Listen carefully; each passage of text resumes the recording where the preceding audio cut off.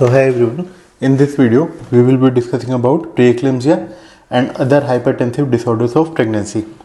So before we jump on to preeclampsia, let's discuss what are the various hypertensive disorders of pregnancy. So they will ask you to differentiate between these in the exam.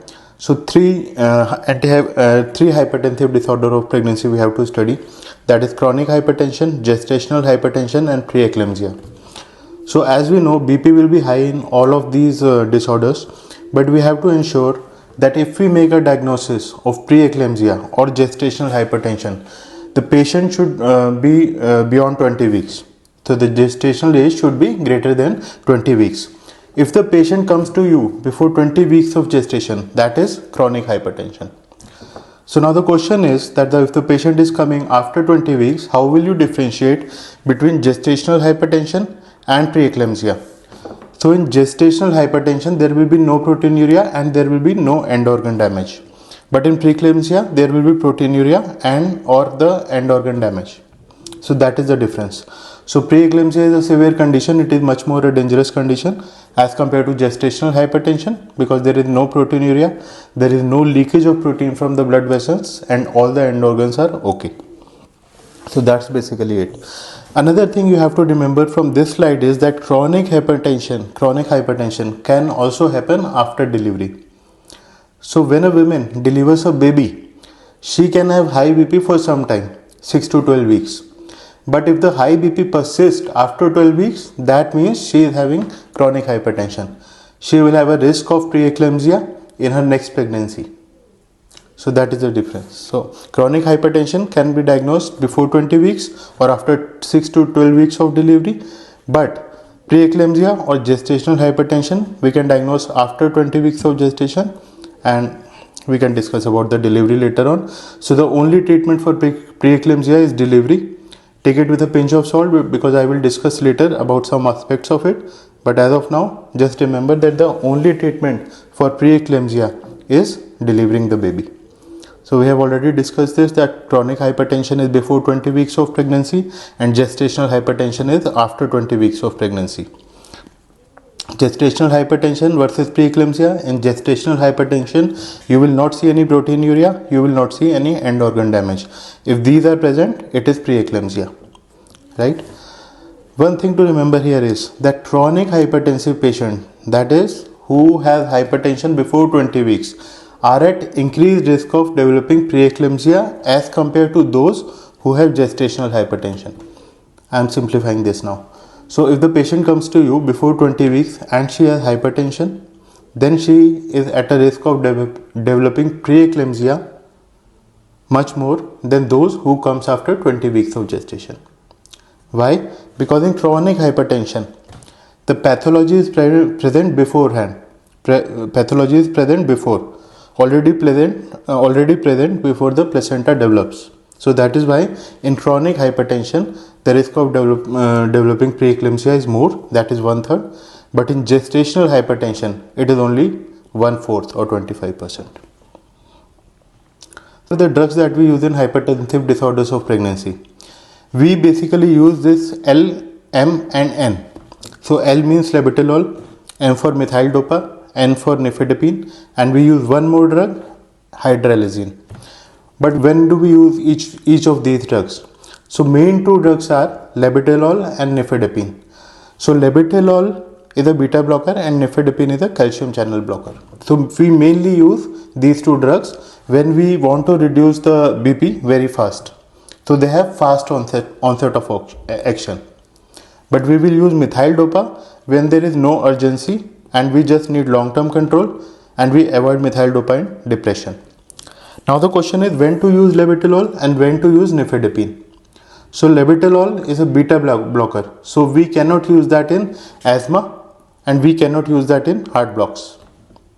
We will use nifedipine in that case. So nifedipine we will not use in headaches or flushing. So remember these contraindications or like when not to use each of these drugs, because they give you a scenario where this information is very relevant. So you will not use labetalol in asthma and heart attack. You will not use nifedipine in swollen ankles, headache and flushing. Coming to hydralazine is also a drug that is given in hypertensive emergency when the BP is more than 160 by 110. But we prefer labetalol because this hydralazine has a very low predictability in terms of its action. So hydralazine will only be used if you cannot give labetalol because of asthma or heart block. So that is why labetalol is considered the first line drug. Compared to coming to methyl dopa, so methyl dopa is given for long term control as we have already discussed, and we will not give that in depression. So that is the thing you want to remember. Also, you will not use any ACE inhibitors or diuretics in pregnancy because of teratogenic effects. So coming to preeclampsia, we have already discussed a little bit about preeclampsia. So pre-eclampsia, you will only make the diagnosis if the patient is more than 20 weeks of gestation. Second thing you will see is the blood pressure. Blood pressure should be more than 140 by 90 on 2 occasions, 4 hours apart. So it is not that you measure blood pressure, it is more than 140 by 90 and you make the diagnosis of preeclampsia. No, you will measure blood pressure twice, 4 hours apart within 24-hour period. Then you will look for proteinuria. Now there are various ways to look for proteinuria. One is you collect 24-hour urine sample, you see how much protein is there. But that is not a very convenient way. So what we do is we take protein concentration, we take creatinine concentration, we divide them, and the ratio, if it is more than 0.3, that means it meets the criteria of proteinuria. So that is one criteria. Then you can do urine dipstick test. In urine dipstick step, you take the urine, dip the strip in there, and it will show you whether the proteinuria is there or not, but not very reliable method.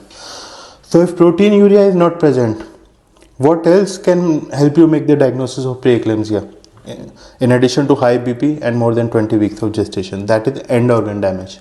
So if there is end organ damage and proteinuria is not there, you meet the criteria of preeclampsia. So that is greater than 20 weeks of gestation, BP should be high, 140 by 90 on 2 occasions, greater than 4 hours apart in 24-hour period. 2 criteria. Third criteria is either proteinuria should be there or end organ damage should be there. That is the diagnosis of preeclampsia. So what is end organ damage? So if there is any damage to the brain, patient is saying that I have persistent headache or there are visual changes. Then coming to lungs, if patient shows the sign of pulmonary edema, he or she has difficulty breathing. Platelets less than 100,000, that is also one of the criteria. AST, ALT, liver enzymes is if greater than 2 times the normal, that is injury to the liver. Kidneys, creatinine greater than 1.1 milligram per deciliter or double the baseline. Or there is right upper quadrant or epigastric pain. So this last criteria, if there is right upper quadrant pain or if there is epigastric pain, you will think about HELLP syndrome. We will discuss that, but you will think about HELLP syndrome, and it is a very dangerous condition. So you have to make an early diagnosis to manage the patient. So one thing to remember here is that proteinuria is not considered a feature of severe preeclampsia. So all these are features of severe preeclampsia. If any of these are present, you will say that it is not just preeclampsia, but it is severe preeclampsia. We will discuss like what is the difference in management. So basically you give magnesium sulfate for seizure control. We will discuss about that. Or if the BP is greater than 160, systolic BP, or diastolic BP is greater than 110, you don't need anything to make the diagnosis of severe preeclampsia. It is severe preeclampsia only. You don't need any end organ damage if the BP is greater than 160 by 110. Now why preeclampsia happens? What is the pathophysiology of preeclampsia? So in the normal pregnancy, what happens? The placental tissue invades the blood vessel of the mother. So there are some spiral arteries which supplies the placenta. So mother sends the blood to the placenta via spiral arteries. So placenta, what it does is it invades those spiral arteries. Why? Because with this invasion, the spiral arteries will remodel. Their lumen will widen. So when the lumen widens, placenta will get more blood. So placenta invades the spiral arteries so that it can get more blood. Okay. So in preeclampsia, what happens? This invasion is not proper. So placenta don't invade the spiral arteries. like it does in normal pregnancy. So when this invasion is inappropriate, the lumen of the spiral arteries doesn't widen and the placenta is devoid of blood. Sufficient blood doesn't reach the placenta. So now, when the placenta doesn't get enough blood, baby will also not get enough blood, so baby is at risk. Now, what happens when the spiral arteries doesn't remodel? What will happen? Their endothelial lining, the lining of these blood vessels will be damaged and protein will leak out. That is why we see proteinuria or protein in urine in preeclampsia. So this is the slide. You can pause the video, have a look at this slide. Whatever I have explained, this is the pathophysiology. So HELLP syndrome. This is a very important slide because they ask you directly. So HELLP syndrome is hemolysis plus elevated liver enzymes plus low platelet count. So H means hemolysis, EL next to alphabets is elevated liver enzymes and next to low placental count, low platelet counts. So if you see the combination of these three, that means it is a HELLP syndrome. Now it can happen asymptomatically as well. You may not see any symptoms of preeclampsia. Can be missed easily, normal or mildly elevated BP, little or no proteinuria. That is why it is very easy to miss, but you should not miss that because it is a very dangerous condition. There can be DIC, disseminated intravascular coagulation, or there can be liver hematoma, rupture or acute kidney injury. So that is why we should be able to diagnose it. Fetus is also at high risk because of the placental insufficiency, growth restriction or placental abruption or abruptio placenta. Now, risk factors. So there is a mnemonic, that is first time mom has bad vessels. You can see this mnemonic like the first pregnancy or immune factors. If there is a new partner, then there is a high risk, recurrent risk. So here this comes as a direct question that what is the most common risk for preeclampsia? It is the previous history of preeclampsia. So if the patient had preeclampsia before in the previous pregnancy, she is at the increased risk of preeclampsia in the present pregnancy. Now there can be certain conditions which make the bloods more coagulable, hypercoagulability. So these are SLE or APS, antiphospholipid syndrome, or systemic lupus erythematosus. In this case there will be more chances. Twins, maternal age greater than 35, obesity, molar pregnancy, and the second common condition is chronic hypertension. As we discussed before, if the patient has chronic hypertension, that means she is at increased risk of preeclampsia. Autoimmune diseases, sugar, baseline kidney disease, endothelial dysfunction. So remember this mnemonic basically. So now if the patient comes to you with preeclampsia, what will you do? We have already discussed the criteria. Patient should be greater than 20 weeks of gestation, should have high BP on 2 occasions, more than 4 hours apart, then she should have end organ damage or proteinuria. So this is how you will diagnose.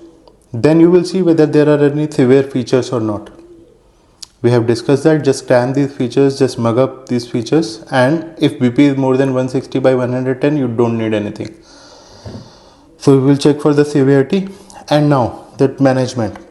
So as I have said before, that only way to treat preeclampsia is to deliver the baby. But if the patient is less than 37 weeks, baby is too premature to come out. His lungs won't have developed, right? So if the patient is less than 37 weeks, we cannot deliver the baby. But if the patient is more than 37 weeks, we will deliver the baby. Okay. So in less than 37 weeks, what we will do?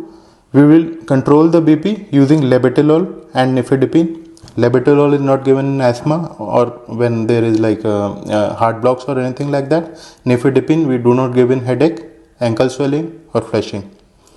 And we will monitor the BP and we will do the labs and fetal growth. One thing to remember that is not mentioned here is you will always admit the patient of preeclampsia, and as soon as you make the diagnosis of preeclampsia, you will admit the patient. That is the first step. Then you will monitor, control the BP.